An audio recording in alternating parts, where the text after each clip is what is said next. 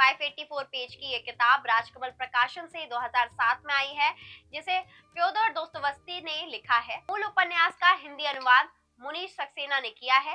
ये किताब एक जरूरी किताबों में से एक है। आपको बता दें, 11 नवंबर 1821 को जन्मे और 9 फरवरी 1881 को दुनिया छोड़ देने वाले दोस्तोयेवस्की एक रूसी उपन्यासकार, लघु कथाकार, निबंधकार और पत्रकार थे।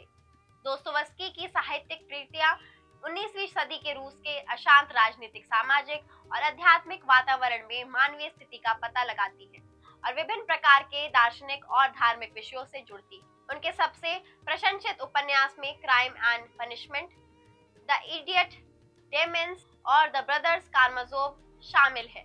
उनके 1864 के उपन्यास नोट्स फ्रॉम अंडरग्राउंड डेज को अस्तित्ववादी साहित्य की पहली कृतियों में से एक माना जाता है। कई साहित्यिक आलोचकों ने उन्हें विश्व साहित्य में सबसे महान उपन्यासकारों में से एक के रूप में दर्ज दिया है, क्योंकि उनकी कई कार्यों को अत्यधिक प्रभावशाली कृतियों के रूप में माना जाता है। तो करेंगे विस्तार पे इससे बात, लेकिन उससे पहले if you had not subscribe our channel, please do subscribe and don't forget to press the bell icon.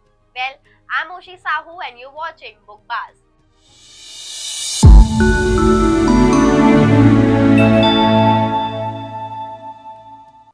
उत्तर प्रदेश में गांव की तरफ बॉडम शब्द बहुत प्रचलित है। कोई अपने से छोटा अगर कोई छोटी मोटी गलती कर देता है तो बड़े प्यार से उसे बॉडम बोल देते हैं। किताब के कवर पर छपा जो चित्र है वो देखने से ही आप समझ जाएंगे कि यह तो वो एक बॉडम सच्चे भोले भाले आदमी का चित्र है, जो कि पूरी सफाई से इन सब बातों को बखूबी दर्शा रहा है। चित्र देखकर ऐसा लगता है कि उस समय का है जब मिश्किन नस्तासिया फिलिपोना को प्रेम प्रस्ताव देने जाता है। उपन्यास की बात करें तो बॉडम दोस्तोयेवस्की का तीसरा सबसे महत्वपूर्ण उपन्यास है, जिसे लिखने का सपना उन्होंने बरसों से अपने मन में संजो रखा था, जो उनके दिल के काफी करीबी भी रहा है।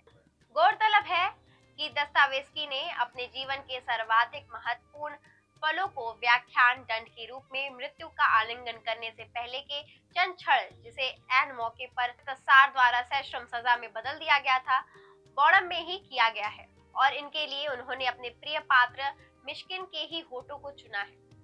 सादगी और मूर्खता में क्या अंतर है?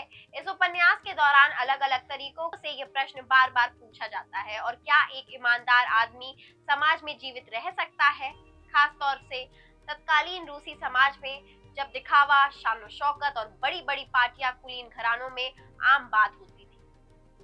प्रिंस मिस्किन के रूप में दोस्तोयेवस्की ने एक ऐसी सीधी सादी सुंदर आत्मा को गढ़ा है जो भोला है, संकोची है, सरल है, संवेदनशील है और सच्चा आदर्श प्रेमी है, और सबसे बढ़कर एक ईमानदार आदमी है।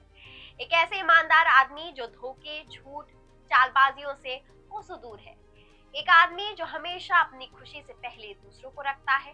एक ऐसा आदमी जिससे कोई नफरत नहीं कर सकता, भले ही कोई कितना कोशिश करे, वे बुरी तरह विफल हो जाते हैं और अंत में इस साधारण व्यक्ति के प्यार में पड़ जाते हैं। उपन्यास में कई बार उसके सीधे साधे व्यवहार पर जब लोग उसे पागल, मूर्ख, बेवकूफ या बॉडम कहते हैं, लेकिन मिश्किन इस सब से परे है। वह सिर्फ प्यार करता है और दूसरों के बारे में सिर्फ अच्छा सोचता है, भले ही लोग उसे नीचे खींचने की कोशिश कर रहे हों। और यही कारण है कि उन लोगों के लिए उससे ईर्ष्या करना अंततः असंभव हो जाता है। दोस्तोयेवस्की के उपन्यास के मुख्य पात्रों की यही विशेषता है, वे अपने पात्रों को 100% सच्चाई के साथ पाठकों के सामने लाते हैं। चाहे भोला मिश्किन हो, बुद्धिजीवी इवान हो या फिर कुंठित रस्कोलनिकोव, सब अपने किरदार से पूरा न्याय करते हैं। दोस्तोयेवस्की के कृतित्व ने तब ये कहा था और आज भी ये कहता है कि मानव की आत्मा विद्रोह करती है, वह मुक्ति मार्गों की खोज में छटपटाती रहती है। क्रय विक्रय का माल बनने को राजी होने के बजाय वह नष्ट हो जाना बेहतर समझे। दोस्तोयेवस्की का कृतित्व एक उत्कट कलाकार की शाश्वत बेचैनी, अस्वीकार दुनिया के विरुद्ध उसकी आवाज, उसकी चुनौती को ही नहीं बल्कि उसकी घबराहट, मार्ग खोजने की भूल भटक की यातनाओं, उन असंगतियों को भी व्यक्त करता है जिनका किसी एक व्यक्ति के लिए हल ढूंढना संभव नहीं।